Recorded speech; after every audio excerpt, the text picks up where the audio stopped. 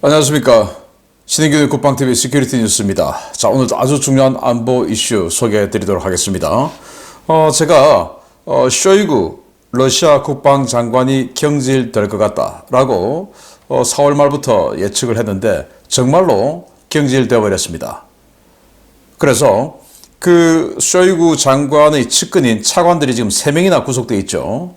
그러면 그 윗선을 캐면 몸통이 나올 텐데 그러면 쇼이구 장관 앞으로 어떻게 될까요? 이걸 그대로 받아들이고 있을까요? 쇼이구 장관이 공수부대들을 2개 부대나 크렘린궁 또 모스크바 주변에 배치를 무장을 시키고 준비를 시켜 놨다고 하는데 이걸 그대로 그냥 놔둘까요? 어떻게 전개되고 있는지 살펴보도록 하겠고 또 현 정부의 정말 이상한 대중국 밀착 행보 정말 기분이 좀 찝찝합니다. 이런 와중에 미국은 중국과의 완전한 디커플링을 위해서 엄청난 관세 폭탄을 때리고 있는데 이런 상황에서 우리는 지금 중국 같다? 그럼 미국과 디커플링 하는 건가요? 대한민국은? 기가 찬 현실 같이 보도록 하겠습니다. 첫 번째입니다. 정부가 발표한 정상회담 예정일이 2주 앞으로 다가왔지만 의제는 고사하고 아직 개최 여부조차 확정되지 않은 한중일 정상회담을 위해 조태열 외교장관이 오늘 방중길에 올랐습니다. 중국은 이번 외교장관 회담을 한국 외교 방향 수정의 기회라고 부르고 있습니다. 조태열 외교부 장관이 5월 13일 김포국제공항을 통해 중국 베이징으로 출국해 한중일 정상회의 일정 조율에 나섰습니다. 조 장관은 이날 공항에서 언론 기자들과 짧은 간담회를 갖고 이번 방중이 엄중한 지정학적 환경 속에서 양국 관계 증진은 물론 한반도 문제, 지역과 글로벌 정세에 관한 전략적인 소통을 활성화하는 데 중요한 계기가 될 것이라고 밝혔습니다. 그는 이번 방중이 한중관계 발전의 새로운 모멘텀을 만들어내는데 중요한 첫걸음이 될 것이라며 왕이 부장과 솔직하고 깊이 있는 대화를 나누겠다라고 강조했습니다. 조 장관은 원칙에 관한 문제에 있어서는 우리의 입장을 분명히 하되 협력 잠재력이 큰 분야에 맞추어 양국 관계 발전 기반을 튼튼히 다지고 오겠다라며 양국 지방도시 간 교류 활성화의 중요성을 말하고 왕 부장의 협조를 당부할 것이라고 밝혔습니다. 조 장관의 이번 방중 일정에 대해 중국 관영 황구시보는 10일 3국 정상회의는 한국 외교 노선 수정을 위한 시험대라는 사설을 짓고 한중 관계를 개선하려면 성의를 갖고 구체적인 조치를 취해야 한다라며 양국 간 대화를 위해 보다 유리한 정치적 환경과 사회적 분위기를 조성하는 것이 필수라고 요구했습니다. 황구시보는 또 한국은 그동안 한미동맹 강화와 일본과의 관계 개선에 노력했지만 이번 3국 정상회의를 계기로 소통을 재개하려는 시도를 갖고 있다라며 한국이 추진하는 이번 정상회담의 주요 초점은 중국과의 양자 교류 강화라는 점에서 흔치 않은 외교 방향 수정의 기회가 될 것이라고 평가했습니다. 이는 중국이 한국의 이번 3국 정상회담 개최 시도를 외교 방향 선회의 의지로 읽고 있다는 것인데요. 이는 바꿔 말하면 한국이 미국과의 공조 대신 중국과의 협력을 택하는 방향으로 가고 있다는 것으로 국제사회에 받아들여질 수 있습니다. 정부는 올해 초부터 시진핑 방한과 서울에서의 한중일 정상회담 성사를 위해 외교력을 집중하고 있는 모습을 보이고 있는데요. 중국과의 디커플링이 심화되고 있는 지금 도대체 왜 이렇게 중국에 집착하는 것인지 모르겠습니다. 네, 조태열 외교부 장관이 이제 중국 갔습니다. 시진핑 초청해서 한중일 정상회담을 서울에서 개최하겠다. 마지막 지금 푸시하러 가는 거겠죠. 그런데 지금 2주 남았는데 여러분들 5월에 행사 많으시죠? 저도 각종 이 학교 동창회 동기회 등등 해서 또 단체 모임해서 5월에 굉장히 많아요. 계절의 여왕이다 보니까. 그런데 이 한중일 세계 랭킹 10위 안에 드는 이런 3개국 정상이 2주 후에 이틀간의 일정을 다 비워놓고 이것만 지금 보고 기다리고 있다. 참 희한한 일이 아닐 수가 없는데요. 문제는 이 시기가 어떤 시기냐. 미국과 중국이 이 패권 경쟁이 크게 달하고 있는 이 시기예요. 특히 미국의 대통령 선거가 지금 눈앞에 다가오고 있기 때문에 양당 후보가 서로 간에 중국에 대해서 강력한 의지, 어떤 그 대항 의지를 보이는 그런 모습을 보이고 있는 상황에서 지금 고래들이 세게 부딪히고 있는 상황에서 이 중간에 들어가서 지금 뭔가를 하겠다고 하는데 이러다가 등 터져 죽는 거 아닌가 모르겠습니다. 자, 그러면서 뭐라고 이율배반적인 소리를 하냐. 원칙에 관해서는 우리의 입장을 분명히 하되, 이게 뭐냐, 남중국해와 대만 문제입니다. 여기에 대해서 우리 입장을 분명히 한다. 이거 우리 입장 분명히 하는 순간 중국하고는 관계가 안 돼요. 왜? 중국은 원칙을 안 지키기 때문에. 그 원칙을 안 지키는, 즉 남중국해의 그 중국이 주장한 남해 구단선 인정할 수 없다 라고 하면서, 또 대만을 침공하는 거 그거 인정할 수 없다 라고 하면서 중국과 교류한다? 있을 수 없는 일이죠. 그런데 그런 박쥐 같은 소리를 하는데 지금 미국과 중국은 박쥐를 원하지 않아요. 박쥐를 원하지 않는데 박쥐 같은 행동하면 어떻게 됩니까? 양쪽 진영 모두에게서 따돌림 받게 되죠. 자, 이런 상황에서 환구시보가 사설을 냈습니다. 이 사우스코리아, SK, 이게 사우스코리아입니다. 사우스코리아의 리트머스 시험지가 될 거다라고 하는 사설을 게재했는데, 여기에 보면 정말 기가 차는 이야기를 해요. 자, 두 번째 문단부터 중국과의 관계에 있어 이 정부는 영내 소그룹에 편승하고, 그러니까 이 윤석열 정부가 영내 소그룹에, 즉 미국과 일본 등에 편승했다. 그게 어떻게 소그룹인지 모르겠어요. 대만과 남중국해 문제에 있어 미국과 일본을 추종하는 근시안적 태도를 보여왔다. 그게 근시안적 태도입니까? 남중국해 폐악질하는 것을 원칙에 입각해서 원칙대로 하자라는 게 근시안적인 태도인가? 또 한국 언론이 지적한 바와 같이 한국은 미국을 비롯한 서방 국가들을 상대로 무조건적인 동맹 강화 외교를 펼쳤지만 그에 대한 대접이 시원치 않아 한국 내에서 반성이 나왔다. 무조건적인 동맹 강화 외교를 한다라고 하면서 무조건 안 하니까 지금 대접이 시원치 않은 거 아닐까라고 저는 생각을 합니다. 그에 대해서 반성이 나왔다. 반성이 나와서 이제 중국과 다시 온다 이거죠. 중국과 미국, 기타 서방 국가 간 교류가 재개되면서 한국 정부의 외교 균형을 맞춰야 한다는 소리가 한국 내에서 높아지고 있다. 지난해 한국이 한중일 3국 협력 순환 의장을 맡으면서 고위급 대화 재개를 위해 노력한 것은 칭찬할 만하다. 아니, 황구시보 따위가 우리 정부를 지금 칭찬해요. 그래서 이 자들의 눈에는 우리가 아직도 속국으로 보인다 이겁니다. 이런 자들에게 속국 행세, 굽신굽신 해서 되겠습니까? 뭐 속국으로 보일 수도 있는 것이 이 대한민국 최대 거대 정당의 대표가 저기 가서 국장급 이제 갓벗어난 이 대사에게 굽신굽신 하고 있으니 뭐 속국으로 보이는 거겠죠. 과거의 위안스카이처럼 원세계. 참 기가 차는 현실인데, 이런 상황에서 자, 그러면 과거에는 미국보다 중국이 2배의 경제 교류를 하니까 중국을 무시할 수 없다. 이거 명분이 통했어요. 그런데 지금 이제 미국이 중국을 무역 규모면에서 추월하고 있습니다. 작년 한 해 동안 미국은 18.3%, 중국은 19.7%, 거의 비슷하죠. 그런데 12월에 한국의 미국 수출은 얼마냐? 113억 달러. 그런데 한국의 중국 수출은 얼마냐? 109억 달러. 이제 이 작년 하반기에 오면 올수록 역전이 된 거예요. 그래서 지금 1%도 겨우 차이 나는 이 정도밖에 안 되는데 지금 이제 24년도는 역전하는 거죠. 그러면 미국이 안보, 중국은 경제, 이 말이 안 맞는 겁니다. 미국이 안보고 경제다. 과거 20세기처럼 그게 다시 된 거예요. 그럼 미국은 중국을 지금 어떻게 대하고 있냐? 그걸 우리가 봐야 되는데 정말 세게 부딪힙니다. 보겠습니다. 한국은 중국과 어떻게든 관계를 강화하려고 안간힘을 쓰는 와중에 미국은 중국과의 디커플링을 확대하기 위한 조치들을 하나둘씩 내놓고 있습니다. 트럼프 전 대통령이 재집권할 경우 이러한 디커플링은 더 심해질 것이라는 관측이 지배적인 가운데 우리 정부 이래도 되는 것인지 묻고 싶습니다. 백악관이 중국산 전기차에 대한 관세를 현행 25%에서 100%로 4배 인상하는 방안을 검토 중인 가운데 의회에서 이보다 더 강력한 조치들이 준비되고 있다고 현지 언론들이 5월 12일 보도했습니다. 이날 미국 민주당 자레드 골든 하원 의원은 중국산 공산품에 대한 관세를 대폭 인상하는 법안 2건을 발의했는데요. 해당 법안은 이름부터가 중국으로부터의 에너지 독립선언법, 중국으로부터 미국 자동차 노동자를 보호하는 법으로 발의되었습니다.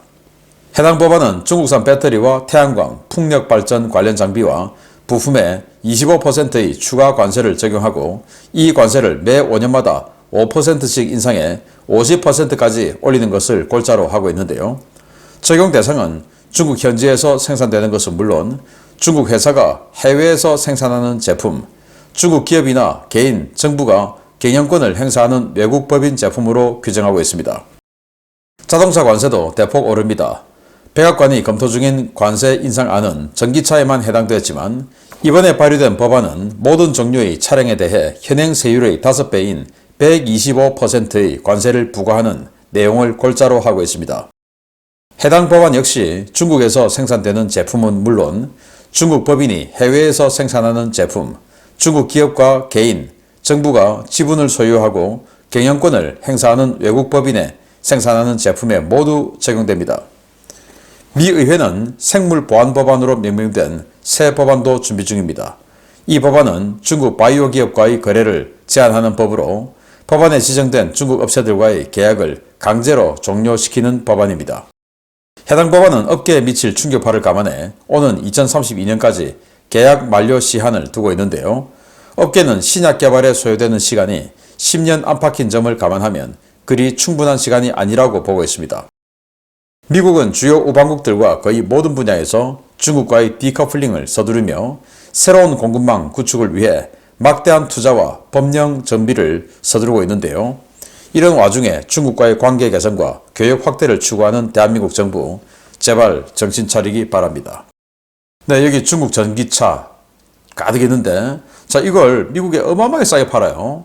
그래서 여기에 대해서 미국 통상부는 이거 덤핑이다 라고 하는 이 우려, 그리고 또 이 미국 교통부는 이거 안전 문제다, 심각하다, 가다가 폭발하고 뭐 이러니까 이거 문제가 심각하다 라고 우려.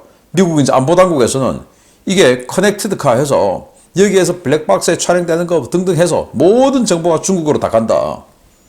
그래서 이거는 문제 있다. 그래서 이런 다양한 문제 제기가 있죠. 그러다 보니까 이 백악관에서 야, 중국 전기차 관세 100% 하자 라고 하는 중에 관세 100%도 모자란다. 전기차만 그래서도 안 된다. 중국산 모든 차량에 125%의 관세를 매기자 라고 주장했어요. 이제 법안이 발의되었습니다. 뿐만 아니고 에너지 관련해서 뭐 배터리, 풍력 뭐 등등 해서 태양광 등등 뭐 우리나라에도 이 태양광 관련 중국산 부품 어마어마하게 들어와 있지 않습니까? 그 모든 것들을 이제 50%까지 관세를 올린다. 그런데 이걸 또 피해서 OEM 생산해서 뭐 한국에서 생산해서 과거에 뭐 제철소 하나 해가지고 그렇게 우회 수출한 적 있지 않습니까? 철강. 그래서 이 OEM 생산하는 것도 안 된다. 그리고 자기네들이 대주주가 되어서 또 이 경영권을 행사하는 그런 제3국 기업도 안 된다. 중국 본토 생산과 똑같이 간주한다. 라는 거예요. 자, 이렇게 지금 중국과 디커플링. 그러니까 커플, 딱 맺어져 있다가 디커플링. 커플 뜯어버린다 이겁니다. 이제 관계 끝냈다 이겁니다. 디커플링. 쉽게 이야기하면. 그래서 중국과의 관계를 끊기 위해서 이렇게 전 세계 서방 선진국들이 노력하고 있는데 한국은 중국과 커플링 하기 위해서 이렇게 노력하고 있어요. 그럼 뭐냐? 이게 정말 대통령의 의지인가요? 미국은 중국과 디커플링 하기 위해서 노력하는데 우리는 중국과 다시 커플링 하기 위해서 노력하면 미국과 디커플링 하기 위한 결과론 아닌가요? 정말 우리 대통령의 의지가 아니기를 지금 이 순간도 기대해 보겠습니다.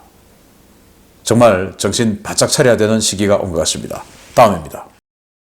푸틴 대통령이 새 임기 시작을 전후에 군부 권력서열 1위 세르게이 쇼이구 국방장관이 숙청될 것이라는 전망을 전해드린 적이 있었습니다. 쇼이구가 12일 전격 해임됐다는 소식입니다. 러시아 전국에 어떤 후폭풍이 몰아칠지 주목됩니다. 푸틴 러시아 대통령이 우크라이나 전쟁 부진에 대한 책임을 물어 세르게이 쇼이구 국방장관을 해임하고 후임에 안드레이 벨로소프 제1부총리를 지명했다고 크렘린궁이 현지 시각 5월 12일 밝혔습니다. 크렘린궁은 쇼이구 장관은 해임되고 대신 푸틴 대통령의 경제보좌관 출신으로 현재 제1부총리를 맡고 있는 안드레이 벨로소프가 국방장관 후보로 지명됐다라며 벨로소프 지명자는 13일 연방평의회 심의를 거쳐 14일부터 임기를 시작할 것이라고 밝혔습니다. 쇼이구 장관의 경질은 지난달부터 시작된 국방부 내 쇼이구 파벌에 대한 숙청 작업이 확인되면서 예견된 일이었는데요. 크렘린은 최근 한 달 사이 티무르 이바노프 자산관리 담당 차관을 체포 구금하고 재정 담당 차관인 루슬란 찰리코프, 기술 담당 차관 알렉세이 크리보르츠포를 피의자 신분으로 입건해 연방보안국 조사를 받게 하고 있습니다. 푸틴은 군 경험이 전혀 없는 순수 경제 관료 출신인 벨로소프를 신임 국방장관에 앉히고 차후 그를 보좌할 인사들로 차관급 인사들도 교체할 것으로 알려졌는데요. 쇼이구와 정치적 라이벌로 평가되는 세르게이 수로비킨 대장의 러시아 복귀도 이와 관련되어 있을 것이라는 관측이 나오고 있습니다. 해임된 쇼이구 장관은 14일부터 러시아 연방국가안전보장회의 서기로 옮겨가게 됐는데요. 이에 따라 2008년부터 이 자리를 맡아왔던 니콜라이 파트루셰프 서기는 은퇴하게 될 것이라는 관측이 나오고 있습니다. 문제는 쇼이구가 옮겨간 자리가 은퇴 직전의 인사들을 모아놓은 한직이라는 점입니다. 카네기 러시아 유라시아 센터의 타티아나 스타노바야 선임 연구원은 AP통신과의 인터뷰에서 쇼이구가 가게 될 자리는 푸틴이 놓아주기는 힘들지만 마땅한 자리가 없는 사람들, 다시 말해 전직 측근들을 위한 집합소라며 쇼이구가 실권을 잃고 쫓겨갔다고 평가했습니다. 문제는 12년 넘게 국방장관으로 재직하며 군의 막강한 네트워크를 구축해놓은 쇼이구가 이번 경질을 순순히 받아들일 것이냐 하는 것인데요. 러시아 내부에서 쇼이구의 쿠데타 기도설도 나오고 있는 만큼 이번 인사로 러시아 전국이 얼마나 혼란스러워질지 관심을 가지고 지켜봐야겠습니다. 네, 쇼이구가 정말로 경질되어 버렸습니다. 그냥 완전히 그냥 아웃되어서 뭐 어디 간 건 아니고 일단 국가안전보장회의 NSC 서기가 되었습니다. 자, 그런데 자 이게 그러면 뭐 좋은 데 갔네? 아니죠. 이 사람들은 자기가 부릴 수 있는 권력이 얼마나 많으냐, 조직이 얼마나 크냐, 자 이건 거죠. 예, 우리하고 뭐 직접 비교하긴 힘들지만 우리가 예를 들어서 청와대 안보실장이 대통령실 안보실장이 있고 국방장관이 있다. 그러면 서열은 안보실장이 뭐 이렇게 컨트롤하면서 장관에게 조언도 하고 지시도 하고 할 수 있지요. 그러나 일단 이 파워라는 측면에서 국방장관 휘하에 50만 대군이 있고 그리고 이 60조 원을 예산을 쓰고 하는데 그 안보실장 휘하에 뭐 조직원 몇 명 되겠습니까? 그리고 그 예산 얼마나 되겠습니까? 예산 없는 거죠. 그러니까 그러나 우리처럼 정말 자유민주주의 국가로서 시스템이 딱 갖춰진 데는 그래도 안보실장이 시키면 다 하는 거죠. 그런데 여기는 그게 아니고 할 수 있는 그런 나라 아니겠습니까? 그러다 보니까 완전히 손발 다 잘리고 직위만 높은 자리에 딱 갖다 놓는 게 이거는 조금 그 다음 단계를 위한 보석이다 라는 거죠. 그 다음 단계가 뭐냐? 바로 이거 아니겠습니까? 어마어마하게 많은 돈을 횡령했다라고 생각되는 티무르 이바노프, 지금 감옥에 가 있죠. 그리고 루슬란 찰리코프, 예산 담당이죠. 그리고 이 알렉세이 크리보르츠보, 여기는 뭐 지금 일단 혐의는 한 300억 원어치 방탄복 좀 떼먹었다 이건데 그만 나오겠습니까? 줄줄이 나오겠죠. 그리고 이제 이 사람들의 몸통을 캐겠죠. 여기 이제 뭐 꼴이다 생각하고 몸통 캐면 몸통은 당연히 쇼이구 아니겠습니까? 그러면 지금 현재 국방장관으로서 어마어마한 이 군사적 권력을 가지고 있는 쇼이구를 한 번에 치기는 힘드니까 저기다가 갖다 놓고 NSC 서기 일단 뭐 보기에는 조금 뭐 서열되니까 갖다 놓고 그리고 여기에서 몸통이 딱 나오면 딱 구금했을 때 해결할 수 있는 조직이 없죠. 힘이 없죠. 그래서 지난주에 제가 이 쿠데타 하려는 거 아닌가? 라는 말씀을 드렸던 게 이 공수 부대 2개가 모스크바 근처에서 지금 무장하고 대기하고 있다. 그래서 우리는 쇼이구가 시켜서 하는 거다. 라고 했다라는 거 아니겠습니까? 그래서 쇼이구가 정말로 순순히 물러날 것이냐. 자, 이건 건데. 자, 이번에 그러면 새로 국방장관에 임명된 사람 누구냐? 경제부총리예요. 완전히 경제관료. 과거 소련 시절부터 군대도 가본 적 없는 사람. 그래서 이 군 경력이 전혀 없는 이 사람에게 국방장관 자리를 주고 그리고는 대장계급장을 붙여줬어요. 정말 말도 안 되죠. 북한에서 그냥 장성택이한테 대장계급장 붙여주고 이런 거 똑같은 짓을 한 겁니다. 군대 근처도 안 가봤는데. 그리고는 너무 기반이 약하니까 제가 지난 주말에 수로비킨 대장 알제리에 있었는데 이 사람을 지금 전용기에 태워서 오고 있다. 이게 지금 진짜 수로비킨 맞냐? 아니면 딥페이크 AI가 생성한 가짜 이미지냐?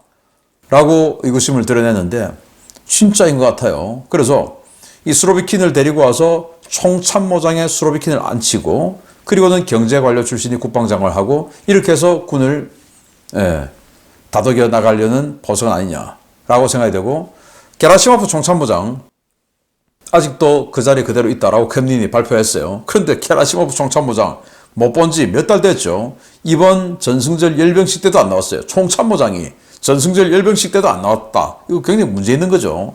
그래서 이 몸통 중에 하나가 아닌가. 그리고 이제 게라시모프를 잡아놓고 바로 휘음으로 이 수로비킨을 앉힌 뒤에 왜 쇼이구하고는 대척점이 있는 사람이니까 그렇게 해서 이제 권력을 좀 더 공고히 하려는 것은 아닌가라는 생각이 드는데요. 아무튼 이 러시아의 향후 전국이 어떻게 진행될지 굉장히 폭풍 속으로 들어갈 수도 있겠다라는 생각이 들면서 계속 러시아 현지에서 나오는 보도들 집중적으로 살펴보면서 빠르게 알려드리도록 하겠습니다. 야후 뉴스처럼 이 관영통신 받아 쓰는 이런 언론 말고 진짜로 그 러시아 저변에서 이루어지고 있는 내용들 빨리빨리 알려드리겠습니다. 마치겠습니다. 감사합니다.